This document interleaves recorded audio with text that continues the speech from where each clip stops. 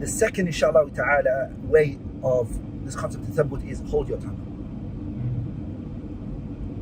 Like, just don't speak about everything. Hold your tongue. We love to say everything we have. We feel like we're obliged to say something about it. We've got a responsibility to say something about it. No, you don't. No one really wants to know what you have to say. It's not important, your view.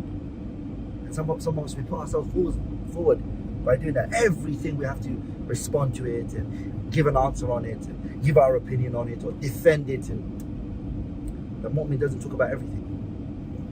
One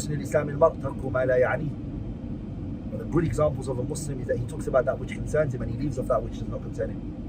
You know, recently I had some dental treatment that was done to me last week to get a tooth extracted. Right. And after my tooth was extracted, I was in severe pain. It was very difficult for me to even talk. Yeah. And what I found myself doing is I would actually ask myself, do I actually need to say this? Because, you know, I'm in pain, right? If I talk, I'm in pain. So I asked myself, do I need to say this? Is it going to add value? Is it going to bring khair? And then I realized, why am I only doing this because I've got dental pain? It hurts to talk. This should be the default state of a Muslim. Is it Ata ibn Abi Rabah who said, I used to ask myself 70 times before speaking, is this something good to say? That should be the default position, but unfortunately I had to go through something like dental surgery to actually realise that and it really made me think that I'm very loose with my tongue. Yeah, we all are. We're like Shaykh, we all are. We're not alone on that. And Allah Ta'ala told us in the Qur'an, يعني ولقد خلقنا الإنسان ونعلم ما توسوس به نفسه ونحن أقرب إليه من حبل الوريد إذ يتلقى المتلقيان عن اليمين وعن الشمال قاعد ما يلفظ من قول إلا لديه رقيب عتيد. There's nothing you utter except that it's written, right? Everything that comes out of your mouth.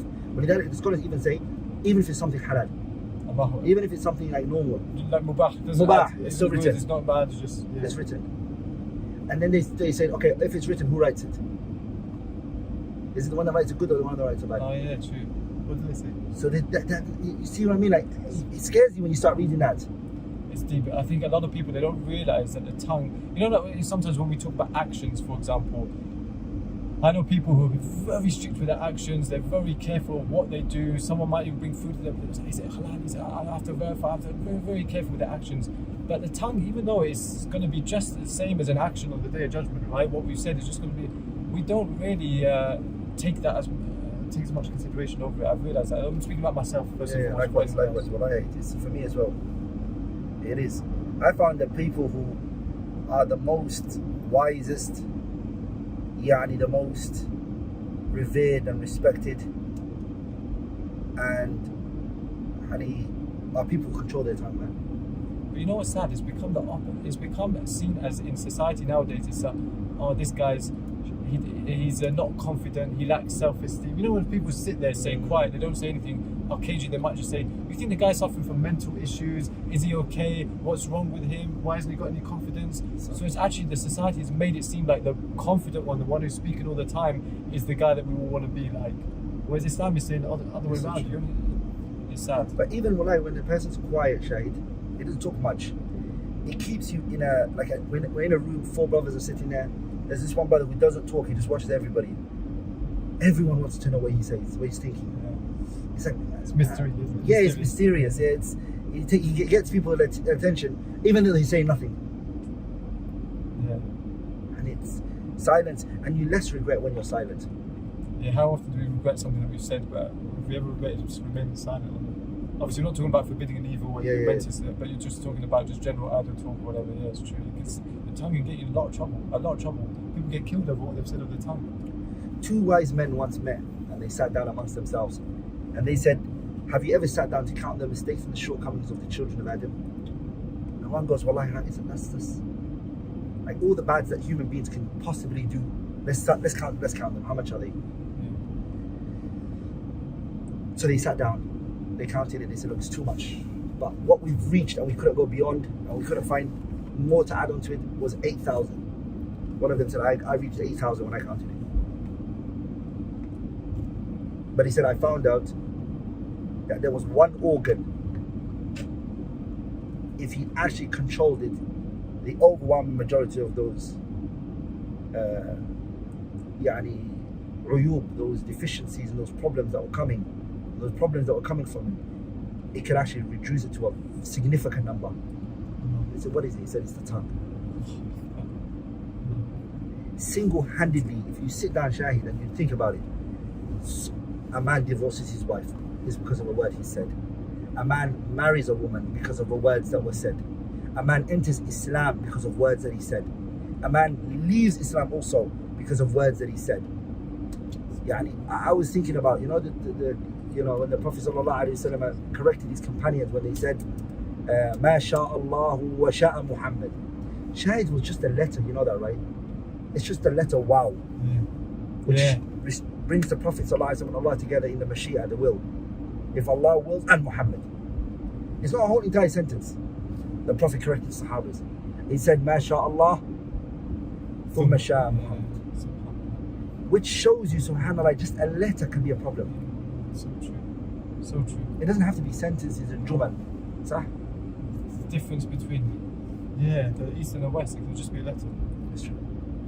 And also, even subhanAllah, the statement of the Prophet ﷺ, إِنَّ الْعَبْدَ لَا يَتَكَلَّمُ بِالْكَلِمَةِ مِنْ رَضْوَانِ اللَّهِ لَا يُلْقِي لَهَا بَالًا يَرْفَعُ اللَّهُ بِهِ دَرَجَاتٍ. That a person will say words, Shahid, good words, but he doesn't really internalize what he just said, and because of it, Allah raises him up so high. How many of us come into a room and say to a brother, Assalamu alaikum, what we just said right now, and then he responds and says, Wa alaikum salam. The ajr that we just got from just that little quick interaction. We don't think about those little things that we do. Someone sneezes, we make dua. We enter the masjid, we make dua. These little things that we're saying, we don't internalize it, but it's actually taking us up and up and up.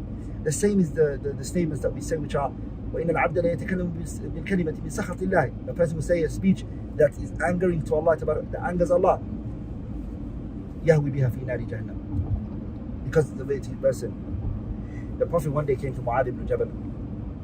Mu'adh said, Ya Rasulullah, أخبرني بعمل يدخلني الجنة ويباعدني من النار. O Messenger of Allah, tell me an action that will bring me and put me in Jannah and distance me from the hellfire.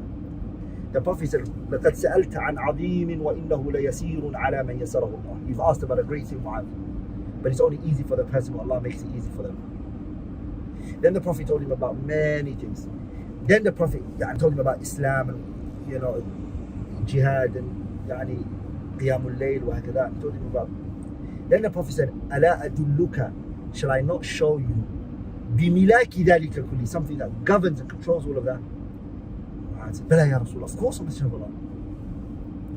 فأخذ بلسان نفسه. The Prophet grabbed his tongue, and then you know what he said to him? He said to him, كف عليك هذا. Protect this. Mu'adh, he said, أَوَإِنَّا لَمُؤَاخَذُونَ بِمَا نَتَكَلَّمُ بِهِ يَا رَسُولُ اللَّهِ. Are we going to be held accountable for what we say, Messenger of Allah? Are we going to be accounted for what we say? The Prophet said, تَكِلَتْكَ أُمُّكَ يَا مُعَاذ. May your mother lose you, Mu'adh. وَهَلْ يَكُبُّ النَّاسُ فِي النَّارِ عَلَى وُجُوهِهِمْ أَوْ مَنَاخِرِهِمْ إِلَّا حَصَائِدَ أَلْسِنَتِهِمْ. What other reason did the people enter the hellfire head first, except that which their tongues have put forth? So scary, that is so scary. So it's times of fitan, the noble person, the righteous person, you see that they hold their tongue, control their tongue. I just want to add another question, because I always like to bring it back to the contemporary modern day world we live in. Someone might say, is that just applying to the tongue, but what about when I'm typing stuff online? It takes the same ruling. It takes the same ruling, yeah. Very scary. Very scary. It takes the same ruling. It really does take the same ruling. Also, the Sahabi Uqbat ibn Amir, when he came to the Prophet, Hadith al-Imam al-Tirmidhi narrated it in his Jami'. The Prophet ﷺ, what did he say to him? The Prophet, he said, Man najah, what success, O Messenger of Allah? And the Prophet, what did he say to him?